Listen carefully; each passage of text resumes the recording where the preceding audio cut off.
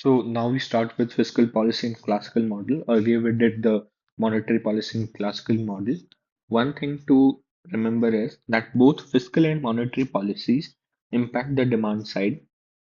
Classical model is basically focused on labor capital markets, but not in the money market. Loanable funds market basically means, first of all, loanable funds are basically funds available for lending and borrowing. Demand for loanable funds. It is done by firms for the purpose of investment,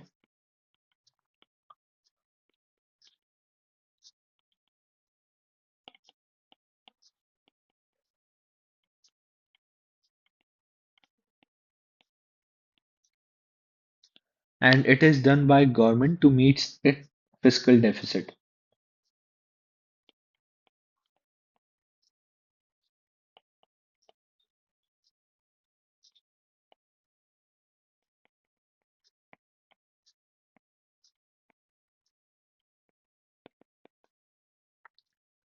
Demand for loanable funds is inversely related to the real interest rate. So,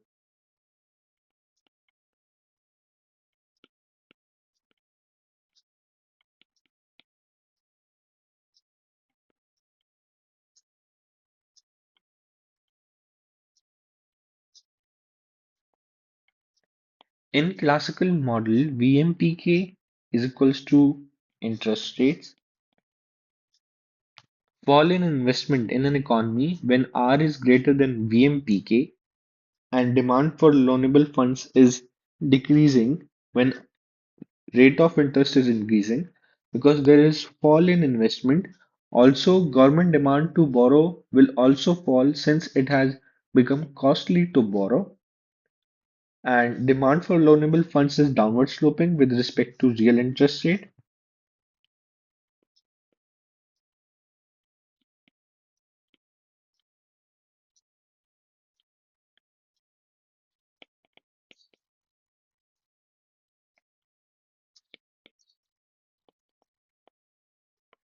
With respect to real interest rate. So it would look something like this.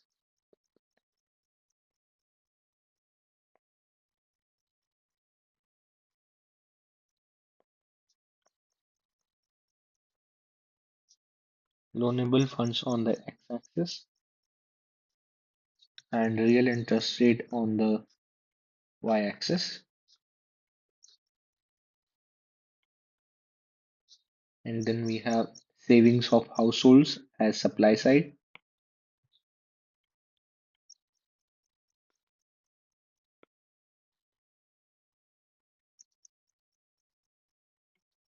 This gives us LO1 and R1, and also fall in investment in an economy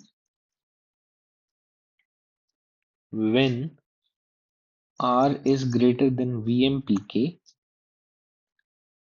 and demand for loanable funds LOD falls when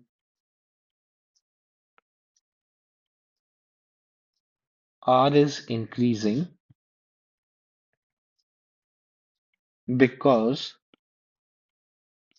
there is fall in investment.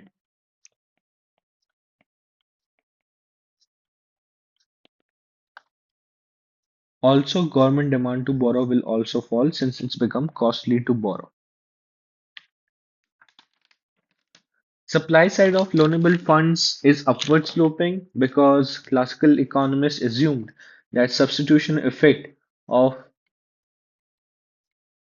increase in interest rate will dominate income effect of increase and increase savings with an increase in interest rate.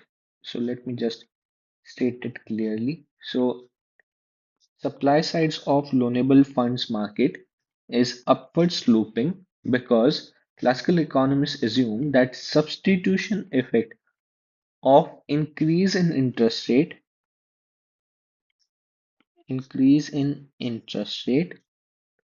will dominate The income effect and increased savings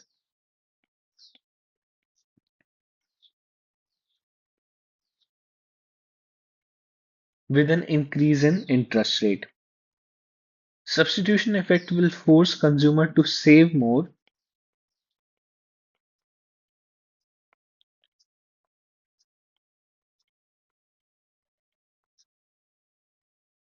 because opportunity cost to consume rises with rise in interest rate.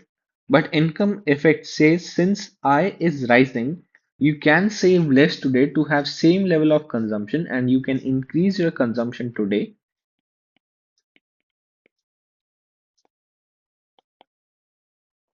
But classical economists assume that substitution effect will dominate the income effect. So let me draw a diagram. This is DDLO. This is supply side, SSLO,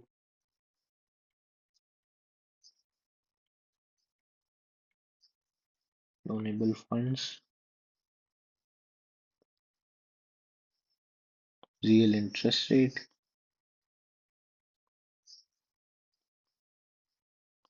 and let's say there is change in, so this is I plus G minus T, and let's say there is DD L, L dash O, I plus G dash minus T.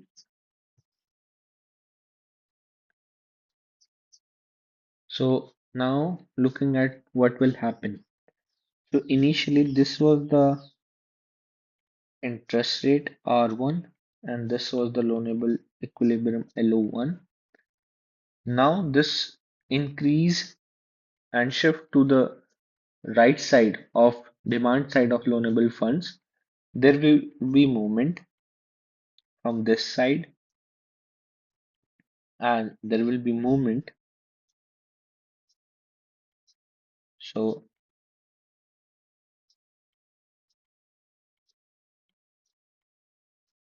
there will be movement from this side and both will achieve equilibrium E2 and there will be new demand LO dash 1.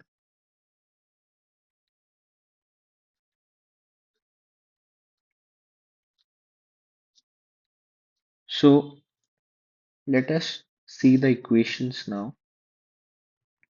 Also, there will be increase in real interest rate R2. ED is C plus I plus G. C falls, I falls is equals to increase in G. Hence, no change in AD. P is equals to MV bar by Y. There is no change in any of these variables, hence no change in AD. No change in any variable. If government expenditure increases from G to G dash, the demand curve for loanable fund shifts right from LO to LO1. This results in excess demand for loanable funds at initial interest rate R1. Interest rate starts rising due to excess demand for loanable funds. The rise in interest rates results in two simultaneous changes. Fall in investment demand, which results in upward movement on new demand curve for loanable funds, and rise in savings, which results in upward movement of supply side of loanable funds. SSLO. The two movements continue till a new equilibrium is achieved. At point E2, interest rate rises to R2. The increase in government expenditure measured from E1 to E1 dash is compensated by decrease in investment E1 dash F. So this is E1 dash and decrease in consumption E1F, which implies no change in aggregate expenditure. Another explanation for lack of shift in AD is that government expenditure has no role to play in classical aggregate demand. Its position is only affected by money supply, therefore, fiscal policy is fully ineffective from demand side in classical model. There is no change in output and no change in price. So we can deduce from this that there is no change in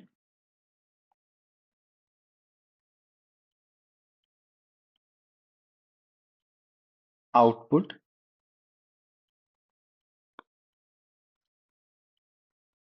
and price due to fiscal policy changes in classical model.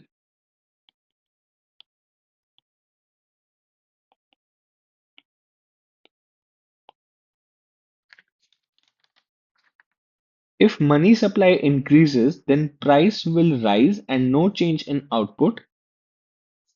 So increase in price would lead to increase in money supply would lead to increase in price, but no change in output, and there is no change in loanable funds market, and real interest rates remain the same. Let's move on to the supply side impact of fiscal policy in pure classical model. So there we have our output, then we have our wage.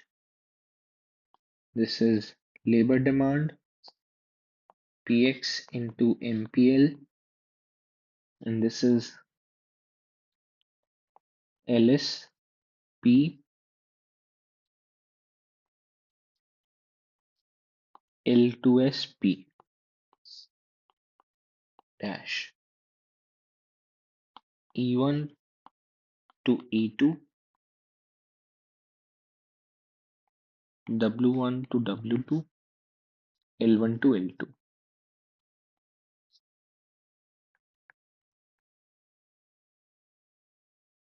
This will show in the second panel as this is the total product curve.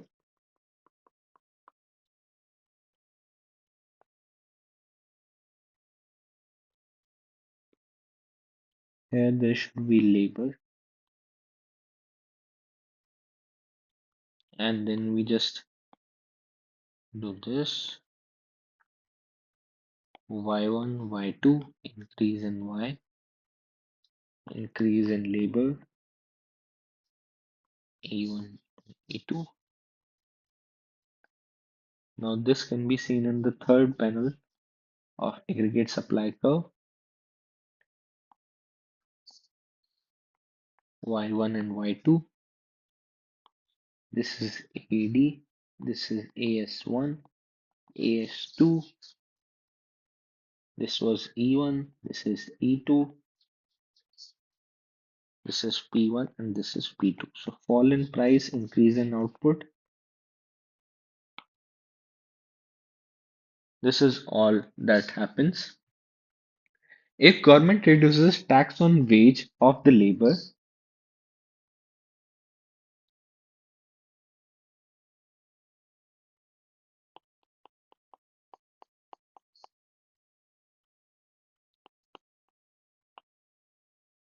then it can increase output in classical model. The increase in output is from supply side. The decrease in tax on wage results in shifting labor supply curve to right, and labor market equilibrium changes from E1 to E2.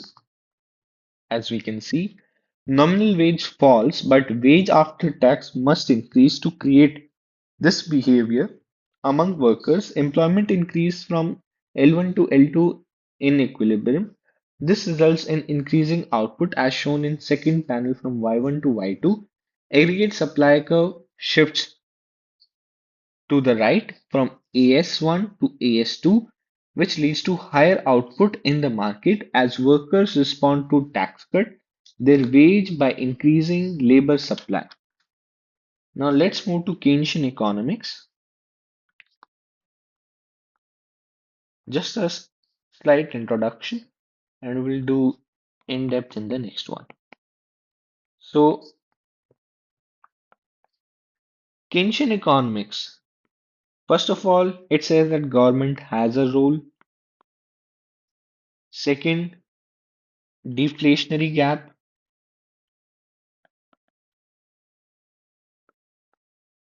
Third is animal spirits. These are the components of Keynesian economics. Then we have price wage rigidity.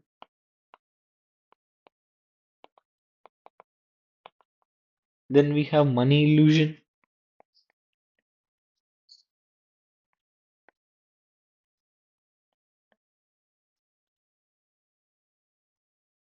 The reason why classical economists assume supply side assumption. So that was because people won't look at their purchasing power but at nominal income. During the first industrial revolution, increasing population, hence, whatever it was produced is consumed. So, problem of lack of demand was never felt. Hence, classical economists assumed supply side assumption. The extra demand from There was extra demand from colonies as well, so there was no subdued growth.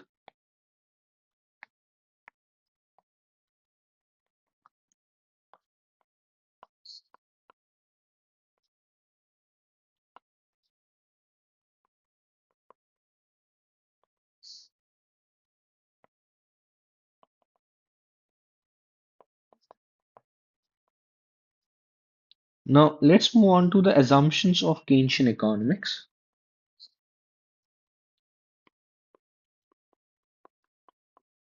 The first is wage price rigidity.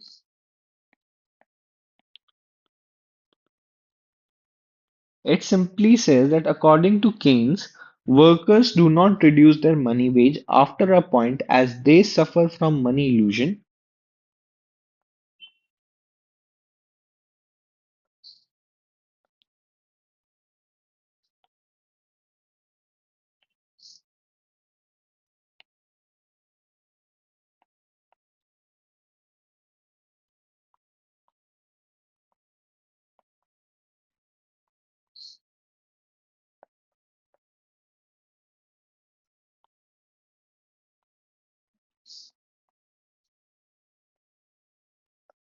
It means that workers respond to their nominal wage and not real wage.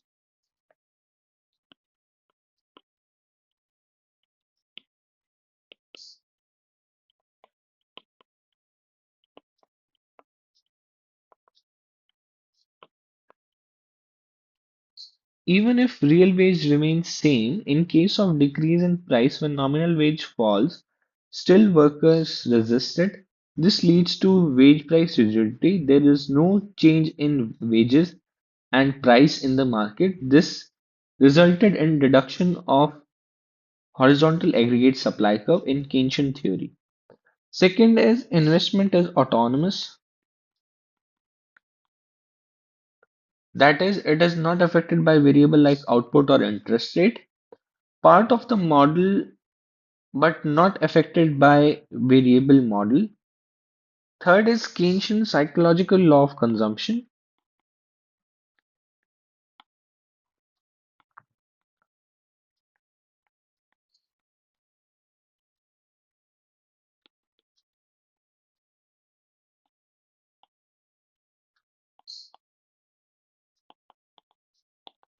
which is simply C equals to C bar plus Cy.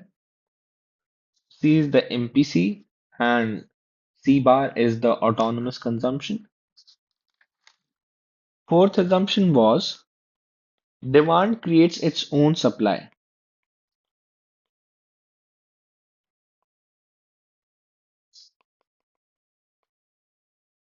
Unlike classical economics, where the assumption was that supply creates its own demand, in Keynesian economics, demand creates its own supply. It shows Keynesian assumption that firms are willing to supply any amount that they expect will be demanded in the economy.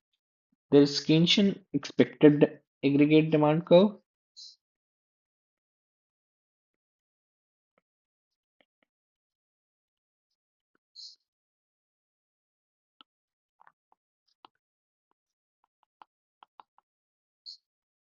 Then we have perfect competition as the next assumption. In both labor and product market.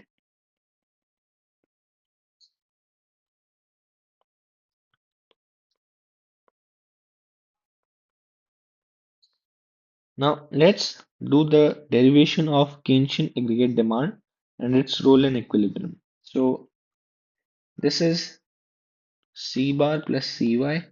Since there is autonomous consumption, so it won't start from origin. And this is C bar plus I bar, which means AD is equals to C bar plus Cy plus I bar.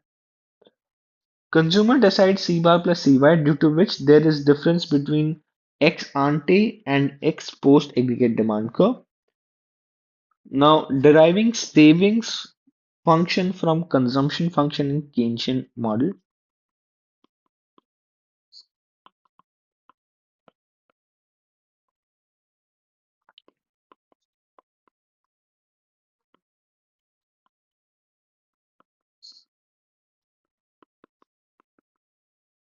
S equals to Y minus C. S equals to Y minus C bar plus Cy. S equals to Y minus C bar minus Cy. S equals to minus C bar plus 1 minus C taken as common. 1 minus C is the MPS, minus C bar is the dissaving, which is consumption fueled through either borrowing or earlier savings. Now, the rest of the part we will do in the next. Thank you.